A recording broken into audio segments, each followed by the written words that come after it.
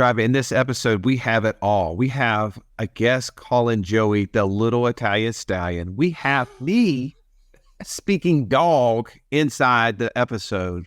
But we also have a way for you to understand that even when you get knocked down, you're not out. There is a way out. There are options. If you want to build passive income, this episode is full of momentum and motivation. That's right. Our guest today is Maureen McCann. She's the co-founder of Spartan Invest, a turnkey rental real estate company based here in Birmingham, Alabama. And she's talking to us today about how to get educated in the real estate space. She's also talking about ways in which they are solving the issues facing the real estate market today. You may have been considering what's up with these interest rates. She's going to talk to you about exactly how to solve that. And lastly, what are those frequently asked questions that investing in turnkey rental properties are dealing with every day? Let's go ahead and jump in right now with Maureen McCann.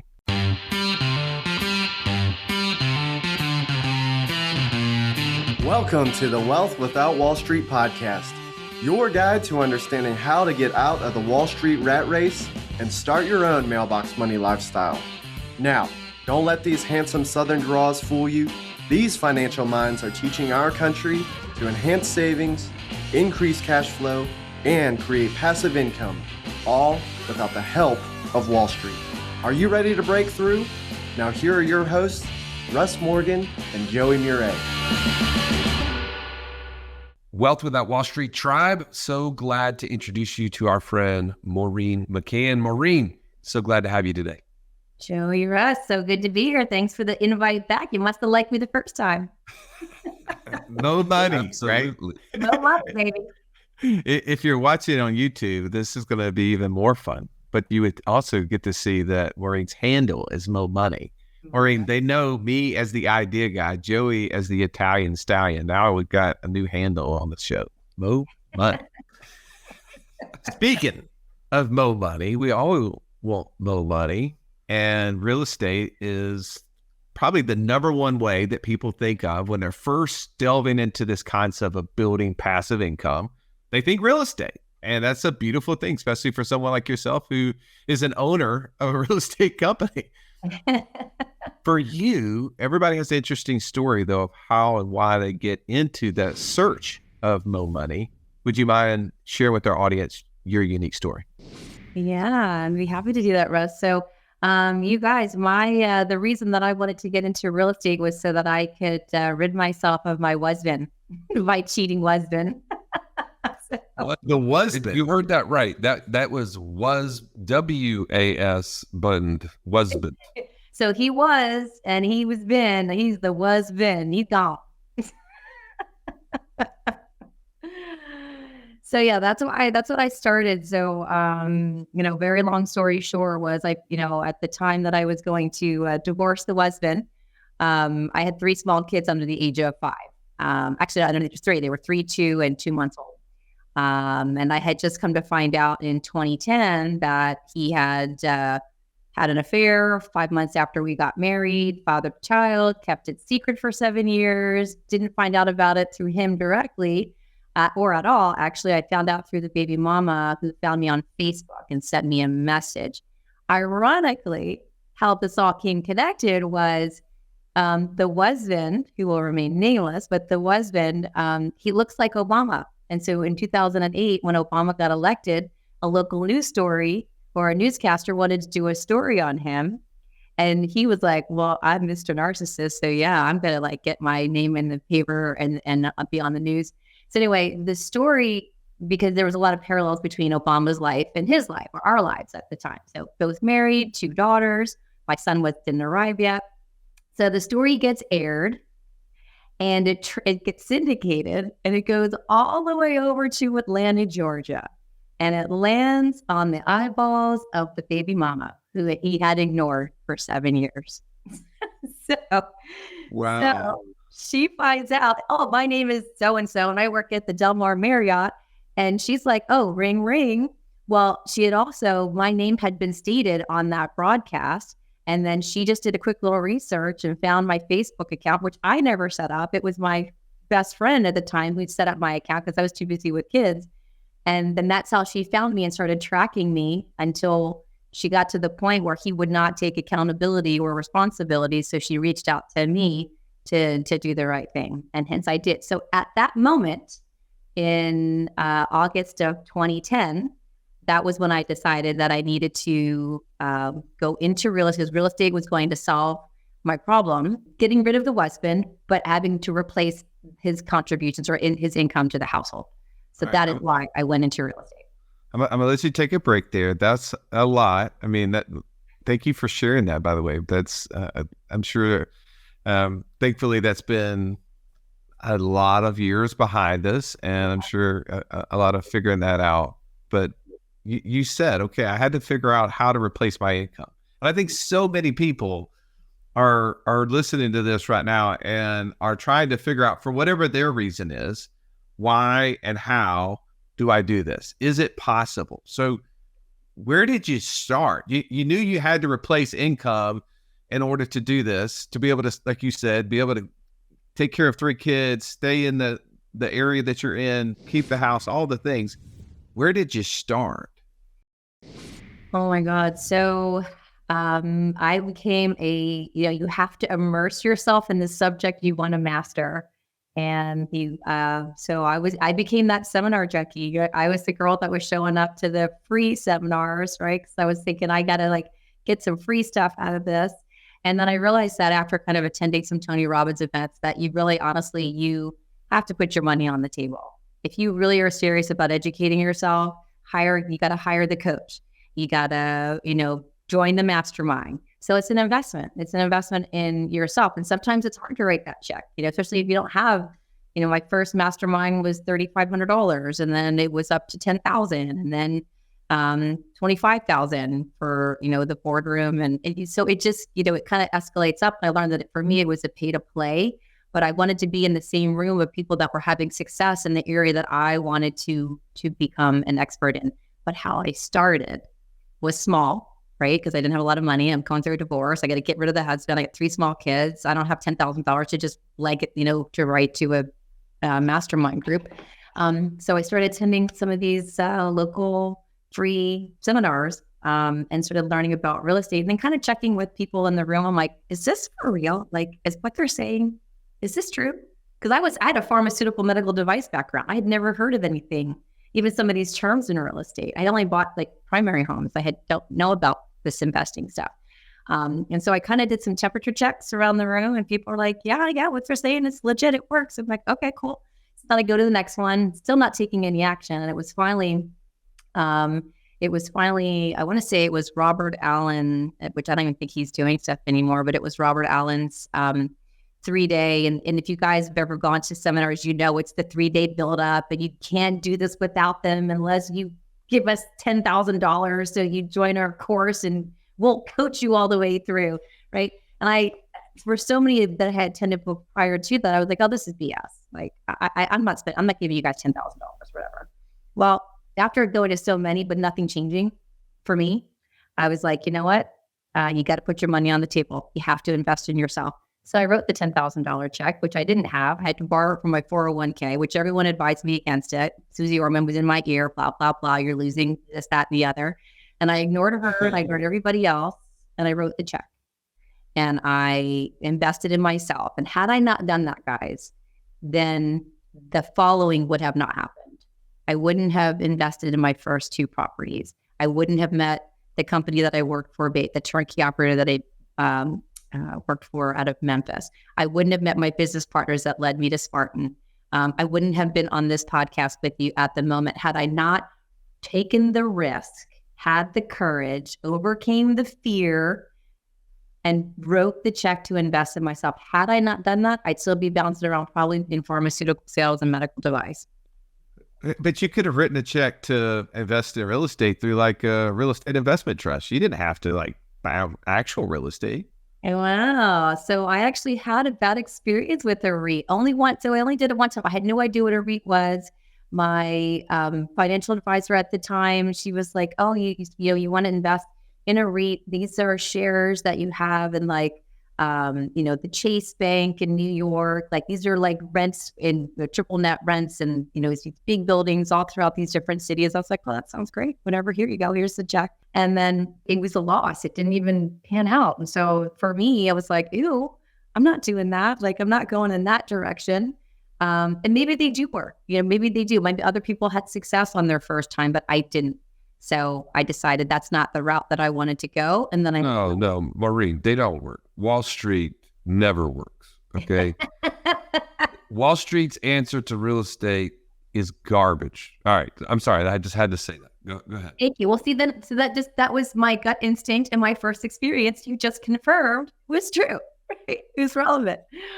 So then that just led me into the single family world because, one of the second or third seminars I went to, I met my really good friend, Randy Hassauer, retired cop in Long Beach. Love this guy. Honestly, this day is long. He's such a cool dude. He bought a couple properties from the Memphis group first. And I was the one going, I'm not the early adopter, guys. I'm the one that's like, hey, is your money still making money? And then, and 3 months later, is it still making money? Tap him on the shoulder 3 months later, is it still making money? And he kept saying, yeah. And I was like, dang it, I guess it works. So yeah, I should do it. So then I jumped in, bought a couple of rental properties. And now I run a company that helps investors acquire single family rental properties because I know it worked for me personally. And I can stand behind that 100%. So I do the same for others.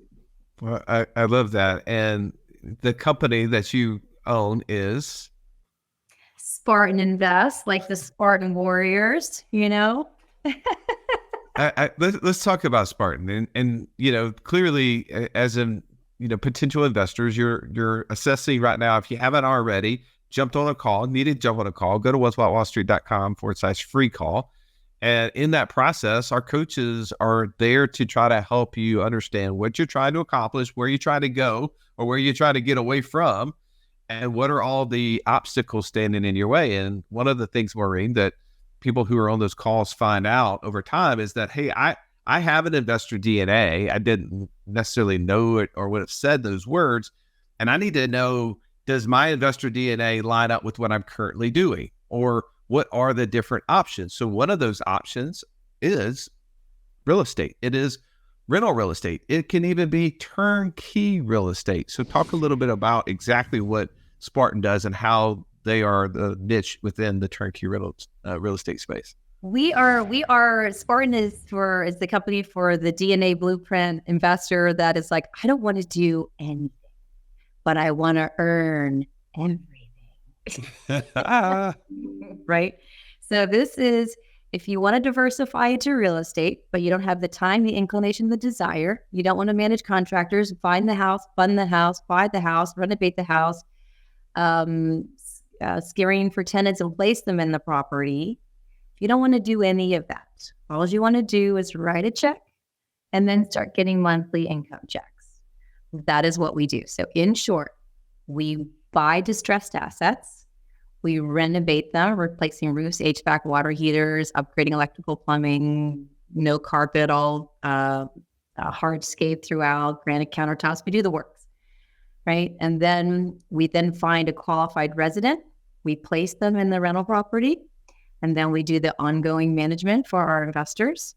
And we wash, rinse, and repeat to help them get to the cash flow number that they're looking for at the time in the future where they want the money to actualize. I've got investors that are like, hey Mo, I want 15,000 or 10,000 or 3,000 or 50,000. It's like everyone has a different number, so then they have a different plan or an acquisition strategy to help them get there.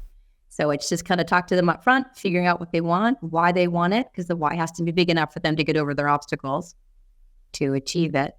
And then just help guide them to get to where they want to go. Just building a portfolio of single family rental properties for wealth generation. If you've listened to our show for any length of time, you've heard us talk about infinite banking and how we are able to use that concept to create over $50,000 a month in passive income. But it's just not that easy to figure out, how does this all connect into my own personal system? Stallion, that's why we created the passive income operating system, bro. It shows you how to turn active income into passive income. It makes all the steps come together. If you would like to get access to it as a podcast listener, we've never given this away in public before. Go to what'swhatwallstreet.com/PIOS. There was nothing worse than walking into class when you're in school and the teacher saying, pop quiz day. Why? Because you were unprepared. Are you unprepared though for financial freedom? Don't be. Find out how close you are by taking our 30-second quiz at wealthwithoutwallstreet.com/quiz. Well, if anybody did not hear your why to begin, you're passionate about this because it was the way that in which you were able to be free of what you were in. Mm-hmm. Talk about, this is just real time, right? Today is 2023 and interest rates are crazy. The real estate market seems to have slowed down dramatically. Buyers are kind of on the fence. I just know conversationally, you have investors saying, I'm just going to kind of hold off. The interest rates are too high. I don't know what I'm going to do, but I'm just going to hold off. How is Spartan right now addressing those concerns in the marketplace? And what can we learn from you at this point? That's such a nice opportunity and to just share what it is that we're doing. Yeah, because I think let's just kind of rewind for a second, go back to really just the beginning of 2022, right? We're almost at the end of 2023. And and I had a lot of conversations with investors. They're like, you know what? I'm just going to sit on the sideline. I'm going to wait and see. I'm going to wait and see what happens with housing prices, because all of the noise that I'm hearing from those sensationalized headlines and those YouTubers that are clickbaiters that are saying foreclosure tsunamis happening, prices are going to fall and interest rates are going to drop. So just wait. They get all the traffic. The negative gets all the traffic, right? But let's fast forward to today, right? And the people that were sitting on the sideline waiting for housing prices to drop and waiting for interest rates to drop, they're still waiting. Yet their capital hasn't been earning anything. It's actually probably been losing something if it's not in an account that's bearing interest higher than inflation is eroding its value. So they find themselves here, while Spartan, I would say that my business partners and I found ourselves in a situation where we're like, okay, they want low interest rates. Let's give them low interest rates and let's see who the real investors are, right? Because if they're sitting on the sideline saying, I'm waiting for the interest rate, and I offer a 5.375% interest rate that Spartan bought down on basically a bucket of money from Security National Mortgage Company, right? We go, I'm going to buy down this amount of capital and I'm going to apply it to 20 of my properties and offer these to you for 5.375%. And that's what we did. It's called the Forward Commitment Program. And so you buy down the rate for either 30 days, 60 days, 90 days, 120 days. You can set the timeline. You just pay more money as the money is going to be discounted for a longer period of time. So we did this. We've got a 5.375% interest rate available through the end of October. We'll probably wind up doing it again because the success of this first one, we had 20 properties, we're down to 8. And I've got several people that are in the application process to be able to put the others under contract. So yeah, we're not waiting for the feds they've already messed this up well enough, right? I'm not waiting for them to do anything. I'm not waiting for Wall Street to do anything, although Wall Street is buying up a lot of single family properties, right? Why are they doing that? They're in my space and I don't like it. And we don't, by the way, Joey and Russ, we don't sell to them. Good for you. Yes. And we never will. We never will. Well, I mean, you're seeing these just neighborhoods pop up. I have one right near me where these build to rent neighborhoods just popping up. And are you guys getting into that space at all? Are you seeing where I know that historically you guys have been buying existing properties, renovating those existing properties, and then turning around and sell them? Have you guys gotten into the build to rent space? We have. That was so our construction company that we own and operate is called Corinth. And yes, we started at, started that, I want to say 3 years ago, but we didn't really start building. I mean, you start a new company in the middle of COVID, in the middle of the pandemic. And that's what we did. So, why not? Why not? Come on. why not? We did the same thing. Let's just work towards it. So, but we did that, and I'm telling you guys, I will tell you, Joey and Russ, like the new construction, not only is it getting a tremendous amount of traffic and attention from our renters, like professional, because these are higher price properties, 225 to 255. People will laugh at that depending on where they live and what a cost of a new home is in their backyard. But that's what you can get in Birmingham, Alabama, or Tuscaloosa, Alabama. So that price point's not that high. The rents are like, we're getting $1750 to $1785, and we can't. They're renting. We didn't know, like, is this going to actually, how well is this going to go or not? And you only know when you actually do it. And we've actually found that the demand for the new construction from the investor side and then from a renter side is really, it's a beautiful thing at the moment. I hope it lasts. So is that an area you guys are just continuing to grow in then because you're seeing that success there? Yeah, well, we recognize if you follow the new housing starts leading up to 2007, you'll find that most of the housing permit starts or the new starts were somewhere on average, between 1.3 and 1.5 new starts a year. Since 2008, if you actually track that same metric to present day, new home builders have not been able to hit 1.3 million units a year in that time frame. We're vastly underbuilt.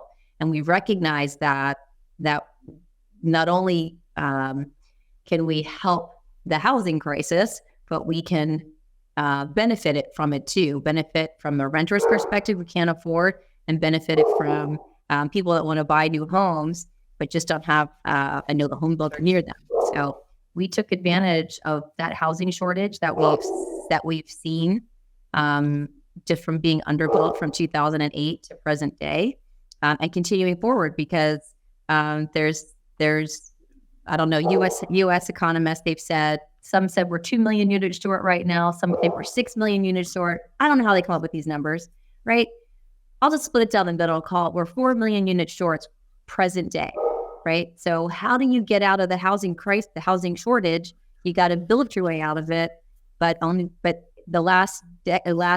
2008, home builders have not been able to hit 1.5 million units a year, and 200,000 units a year need to be returned over, right? Because they're obsolete. You've got to rebuild them. So there's a vast number of houses that need to be built. There's not enough builders to build them, and more people are waiting to buy, and they will as soon as the interest rates come down, and we're back to that frenzy again that we were prior to this. So basically what I heard you say, and Scruffy, right? I think he was trying to give you some extra points there, telling you what to say. I mean, by the way, Joey, who let the dogs out, right? He did want to ask that. Yeah. Yes. Scruffy was like, look, guys, there's a shortage in the housing market. We got to build more houses. And if you wait to start buying these houses as rental properties until when rates come down, there's going to be a significant, even greater shortage because there's going to be even more money chasing the few houses in the market. That's what I heard. Thank you, Scruffy, for pointing that out. And my level of expertise, I don't know if you know this, Maureen, but my daughters and I are looking at buying a content website that we can have them learn how to make money and do stuff. And we're looking at dog sites. So I really have to get, polished up on my dog. What he's saying is he understood exactly what the dog was saying. He is on that level.